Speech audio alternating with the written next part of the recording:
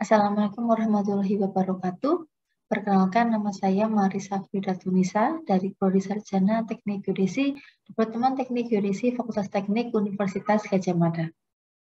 Pada video ini saya akan menyatakan pernyataan diri dosen dalam unduh kerja Tridharma Perguruan Tinggi atau PDD UKT-PT dalam rangka mengikuti sertifikasi dosen. Dalam video ini saya akan menyampaikan tridharma saya, yaitu di bidang pengajaran, untuk menyampaikan salah satu mata kuliah yang saya ampu, yaitu mata kuliah Praktikum Survei Terestris 3. Sebelum saya menampilkan mengenai DIA atau Delivery, Interaction, dan juga Assessment di video micro teaching saya, izinkan saya untuk menyampaikan terlebih dahulu mengenai RPKPS di mata kuliah Praktikum Survei Terestris 3. Mata kuliah ini memiliki kode mata kuliah TKD 212312, di mana berbobot SKS 1 SKS dan diambil oleh peserta di semester 3. Untuk status mata kuliah yaitu wajib dan memiliki prasyarat yaitu Survei Terestris 2, di mana untuk mengambil mata kuliah ini maka mahasiswa harus sudah lulus mata kuliah Survei Terestris 2. Pada mata kuliah ini memiliki beberapa CPL atau capaian pembelajaran lulusan, yaitu B1, B2, B3, D1, D3, K1, K2, dan juga K3. Di mana untuk B1 mendesain rencana eksperimen atau model, B2 mengambil data, B3 menjelaskan perbedaan antara model dan hasil eksperimen, D1 mengenal peran anggota kelompok, D3 mengembangkan komunikasi antar kelompok, K1 mengidentifikasi teknik, metode, dan alat praktis, kemudian K2 adalah menjelaskan penggunaannya, serta K3 adalah mengaplikasikan teknik, metode, dan alat praktis keteknikan modern yang dipilih pada kondisi tertentu. Dari CPL, maka dirumuskan ada 8 CPMK atau capaian pembelajaran mata kuliah, di mana masing-masing 8 CPMK ini berhubungan pada masing-masing satu CPL yang sudah dirumuskan. Di mana di sini dapat dilihat bahwa CPMK 1 berhubungan dengan CPL B1, kemudian CPMK 2 akan berhubungan dengan CPL B2, dan seterusnya hingga CPMK 8 itu untuk mencapai CPL K3. Untuk mata kuliah ini akan diselenggarakan menggunakan metode bauran, baik itu secara daring ataupun juga luring, serta ada juga diskusi dan juga kerja kelompok.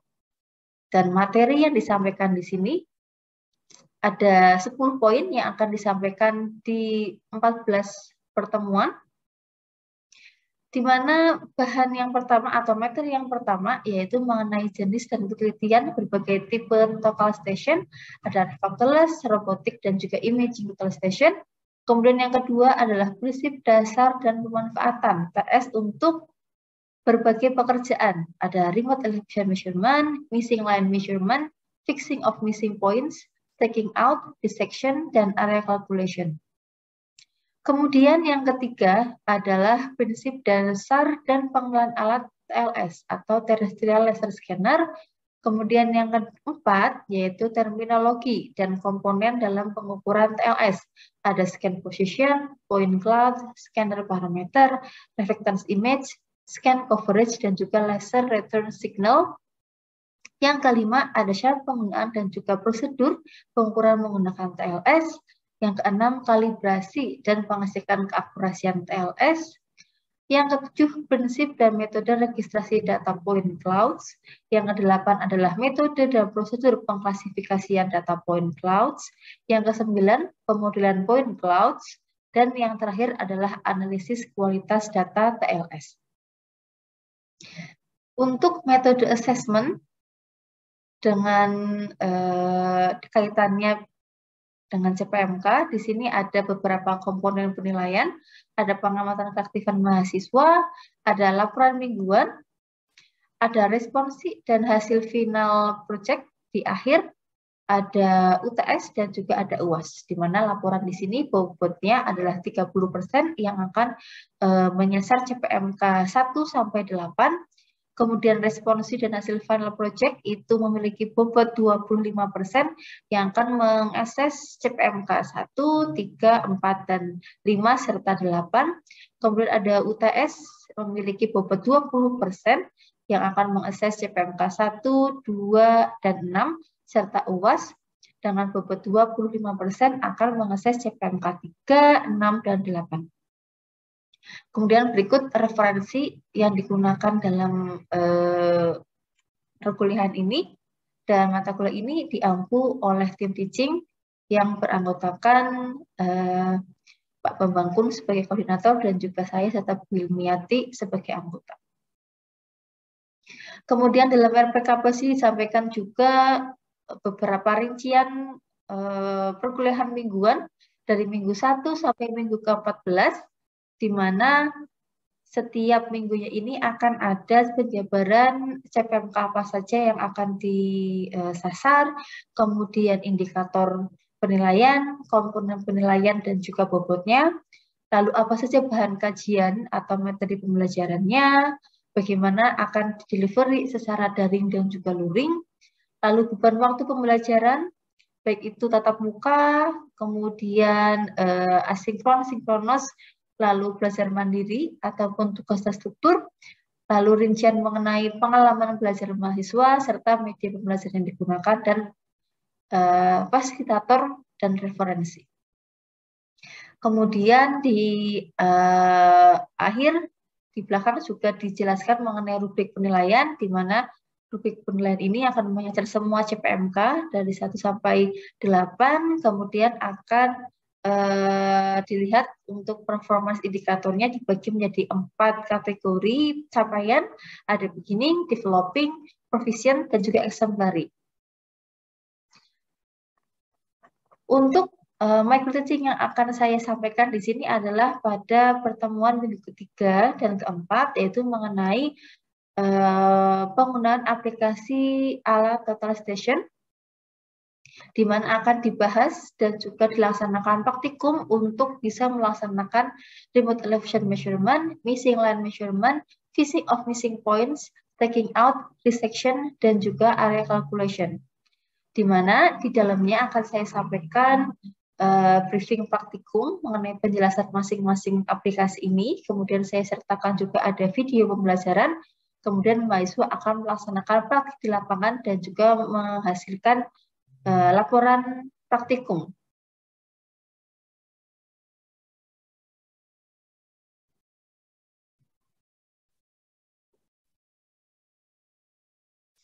Selamat pagi, Assalamualaikum warahmatullahi wabarakatuh.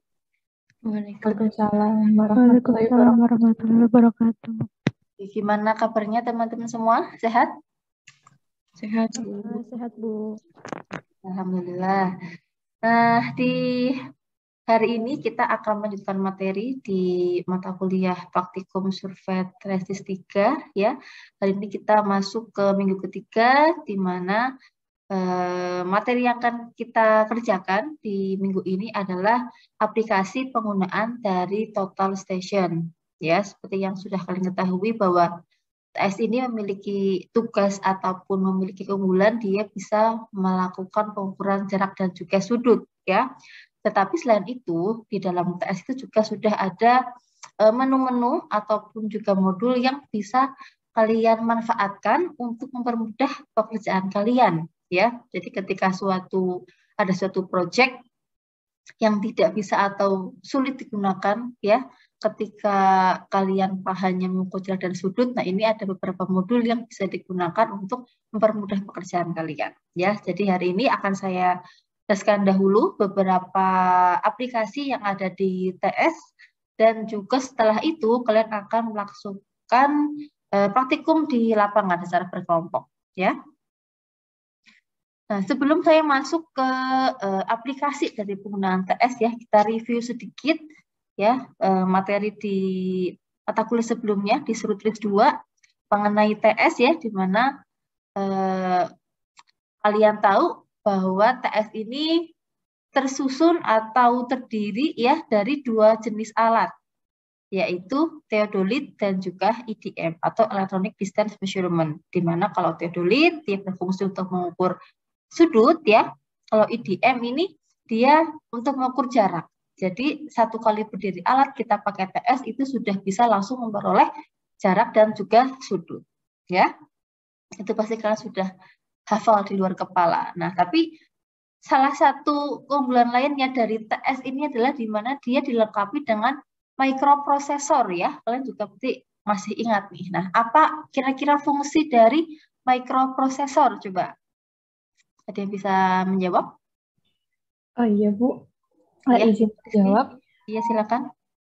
Menurut saya mikroprosesor ini merupakan suatu sistem atau operasi begitu ya Bu, sehingga alat ini bisa menentukan posisi suatu objek itu langsung bisa keluar nilai koordinat atau tinggi dari posisi objek tersebut begitu Bu. Betul sekali ya Rizky. Jadi seperti ada kalkulatornya langsung di dalam si TS ini. Jadi ketika misalnya kita mau mengukur koordinat ya pakai TS bisa. Jadi kita masukkan koordinat awal dulu, kemudian mengukur jarak dan sudut sehingga di titik selanjutnya itu udah bisa langsung keluar koordinatnya. Karena tadi dengan adanya microprosesor dia bisa melakukan perhitungan ya, ataupun juga ketika melakukan pengukuran beda tinggi gitu ya, itu juga bisa langsung tampil di TS-nya berapakah beda tingginya gitu. Jadi nggak perlu kita mencatat, menghitung dengan rumus biar dapat koordinat, tapi si tes ini juga bisa langsung menghasilkan nilai koordinat ya. Makasih ya Rizky. Nah, dengan adanya microprosesor itu tadi ya, sehingga banyak dimanfaatkan oleh perusahaan yang mengeluarkan tes ini untuk menambahkan ya menu-menu lain yang bisa memudahkan dalam kegiatan pemetaan di lapangan ya. Nah, yang akan kita bahas di praktikum ini ada 5 ya menu yang ada di TS. Dan nah, yang pertama kita bahas dulu mengenai remote elevation measurement ya. Namanya remote berarti itu kita tidak bisa menempatkan alatnya langsung di tempat yang mau kita ukur. Jadi dihitungnya atau diukurnya secara remote. Nah, kalau biasanya kita mengukur dengan TS itu kan harus ada prisma, ya, sehingga objek yang mau kita ukur itu kita didikkan prisma, ya, kemudian TS membidik ke prisma sehingga kita dapat posisi si prisma tersebut, ya. Tapi ada kalanya ketika objek yang mau kita ukur itu tidak bisa dijangkau oleh prisma. Misalnya ketika dia berada pada posisi yang sangat tinggi, ya misalnya tower atau kabel-kabel ataupun gedung yang tinggi misalnya ya, itu kan susah kalau kita menempatkan prisma di situ. Nah, ini kita bisa memanfaatkan menu atau modul yang namanya REM, Remote Elevation Measurement. Ya, jadi ini adalah suatu proses ya di mana kita akan menentukan tinggi objek tanpa benar-benar menempatkan prisma di atas objek tinggi tersebut ya. Kan susah nih kita mau mengukur tower misalnya ya, kita harus naik tower naruh prisma kan susah. Nah, maka dari itu kita bisa pakai menu ini untuk mengukur berapa sih ketinggian dari tower tersebut ya. Jadi di sini kita akan tetap pakai TS dan juga prisma ya, tetapi prismanya akan diposisikan tepat berada di bawah ketinggian yang mau kita ukur ya. Ya, jadi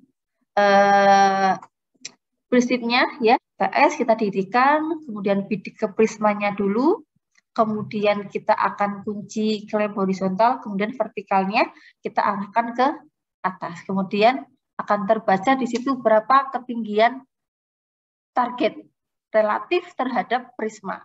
Kemudian tinggal kita tambahkan berapa ketinggian dari prismanya. Oke, sampai sini dulu ada pertanyaan? Bu Ica mau bertanya. Iya, silahkan. Kalau aplikasi REM ini di lapangannya itu kegunaannya itu seperti apa ya? Oke, Terima kasih Mbak Resi atas pertanyaannya. Jadi dengan prinsip rem seperti ini ya, maka dia akan sangat berguna untuk bisa melakukan contohnya ya. Yang pertama adalah mengetahui nilai lengkungan dari kabel listrik misalnya seperti itu ya. Jadi kalau pekerjaan di PLN itu salah satunya adalah kita harus bisa mengetahui jarak bebas ya vertikal antara kabel yang paling bawah, lanjutan kabel ke topografi di bawahnya. Nah, makanya perlu dilakukan pengukuran secara berkala. Si kabel ini tuh turun paling bawah itu di ketinggian berapa. Nah, karena kita nggak mungkin kan naruh prisma di kabel, nah maka kita bisa pakai prinsip rem ini untuk mengukur lanjutan kabel. Atau juga misalnya jembatan ya yang memiliki kabel suspensi itu juga bisa diukur ya lanjutan dari kabel suspensinya. Seperti itu Mbak Resi. Apakah sudah menjawab? Ya, terima kasih Bu Ica atas penjelasannya. Iya, terima kasih sama-sama. Baik, saya lanjutkan terlebih dahulu. Yang lain adalah missing line measurements atau remote distance measurement ya, dimana kalau MLM atau RDM ini dia akan menentukan jarak, baik itu jarak horizontal ataupun slope di antara dua titik, di mana biasanya di antara kedua titik tersebut itu ada objek yang menghalangi ya. Jadi dengan adanya metode ini itu sangat berfungsi ya untuk bisa mengukur jarak antara kedua titik yang terhalang objek ya. Misalnya di gambar seperti ini kita mau dapat berapa sih jarak antara titik B ke C ya. Sedangkan antara titik B dan C itu ada gedung tinggi misalnya. Nah, kita akan pakai missing lines di mana kita akan menempatkan suatu TS di luar titik B dan C, kemudian membidik titik B, kemudian membidik juga ke titik C. Nah, nanti hasilnya akan didapatkan jarak antara B dan C. Ya, itu adalah salah satu menu atau karakteristik di MLM atau RDM gitu ya. Nah, di missing line measurements ini juga ada dua jenis ya, ada yang namanya continuous dan juga radial. Ini yang membedakan adalah titik referensinya. Ya.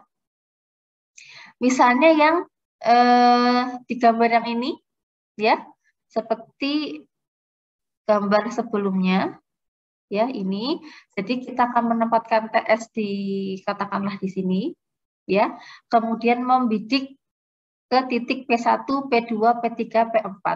Di mana titik berdiri TS kita itu sebagai referensi. Jadi kita akan memperoleh ya selain tentunya jarak dari TS ke P1, P2, P3 dan P4, tapi juga akan mendapatkan juga jarak antara dari P1 ke P2, P2 ke P3, dan juga P3 ke P4. Ya. Kemudian jenis yang kedua yaitu radial, di mana kita bisa memindahkan titik referensi kita. Misalnya kita didirikan TS di titik ini. Ya. Kemudian kita bidik ke P1.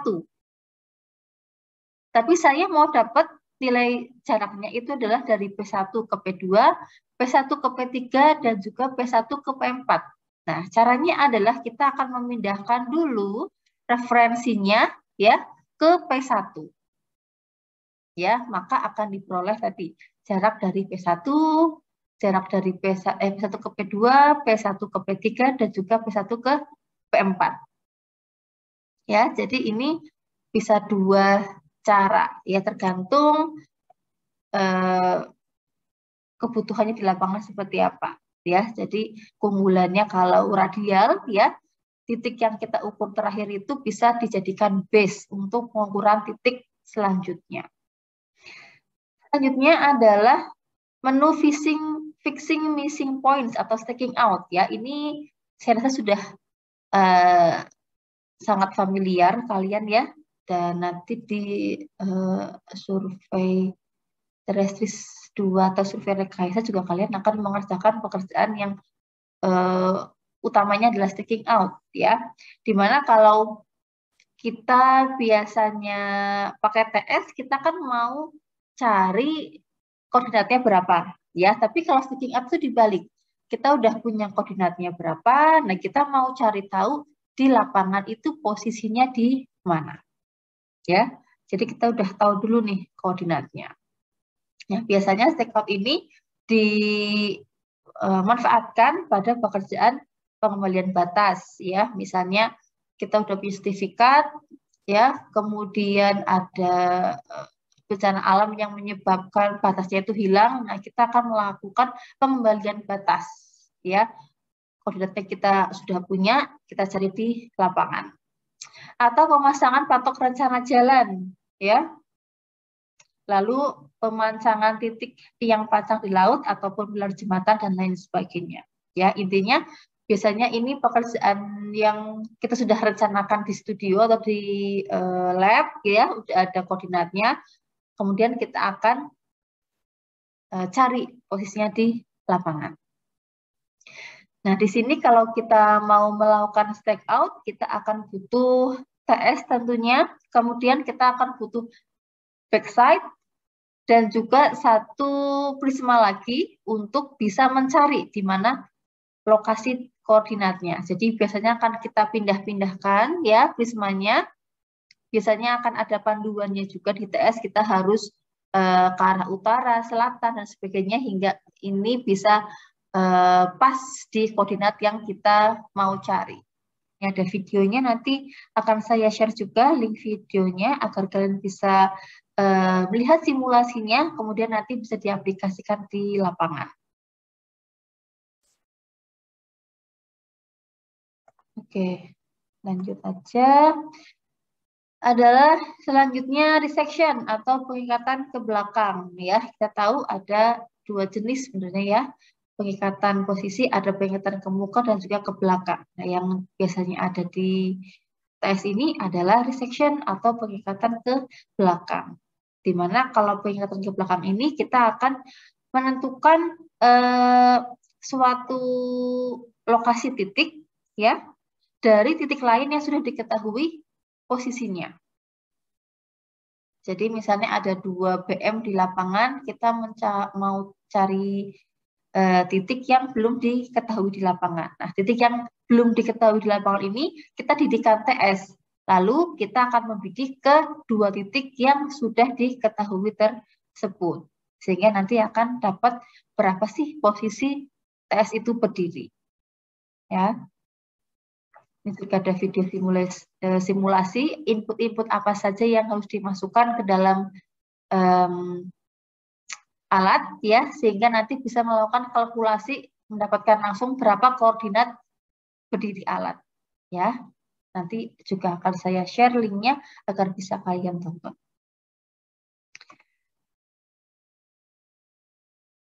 Kemudian yang terakhir menunya adalah area and volume calculation. Ya, biasanya kita melakukan pengukuran jarak dan sudut ataupun koordinat, kemudian baru di studio kita melakukan perhitungan area dan juga volume ya. Tapi ada menu di TS yang kita bisa langsung memperoleh berapa area dan juga volume di lokasi yang kita lakukan pengukuran. Ya, tentunya kalau area dan volume kalau mau kita ukur ya itu kan harus berupa poligon yang menutup ya, sehingga di sini pengukuran harus dilaksanakan sebaiknya ya secara konsisten ya dari titik ini misalnya kemudian menuju ke titik yang selanjutnya searah atau berlawanan arah jarum jam ya, untuk mempermudah kita ketika nanti melakukan calculate di TS ya, nanti akan langsung muncul berapa areanya. Nah, kalau kita tambahkan juga data ketinggian ya, nanti akan dapat nilai volume ya. Jadi nggak perlu lagi kita bawa datanya ke lab atau ke studio untuk kita lakukan kalkulasi area dan juga volume. Oke, sampai sini ada pertanyaan? Permisi Bu, saya mau bertanya. Ya, silakan. Kalau misalnya kita di lapangan menemui kasus di mana kita tidak bisa mengukurnya langsung untuk searah atau berlawanan arah, itu kira-kira masih bisa untuk dihitung volumenya tidak ya Bu? Oke, makasih Mbak Febri atas pertanyaannya. Sebenarnya bisa ya di tes itu, cuman kita harus ngatur urutan dari titik-titiknya. Ya, misalnya kita ngukur titik ini, kemudian kita harus pindah alat, ngukurnya jadi pindah di sini, ya, baru ke atas, baru ke bawah lagi. Misalnya seperti itu. Bisa dilakukan pengukuran, ya, perhitungan area dan juga volume, tapi nanti di TS-nya ketika kita mau calculate, ya, kita harus memindahkan dulu berarti titiknya agar urut, ya, baru nanti bisa kita lihat apakah dia sudah menjadi satu poligon yang tertutup atau belum, ya, baru dia lakukan calculation mendapatkan nilai area ataupun volume, ya. Jadi sebenarnya masih bisa, cuman masih perlu di adjust, ya, urutan dari titik-titik yang kita ukur. Begitu Mbak Febri. Apakah sudah menjawab? Sudah Bu, terima kasih. Oke, sama-sama.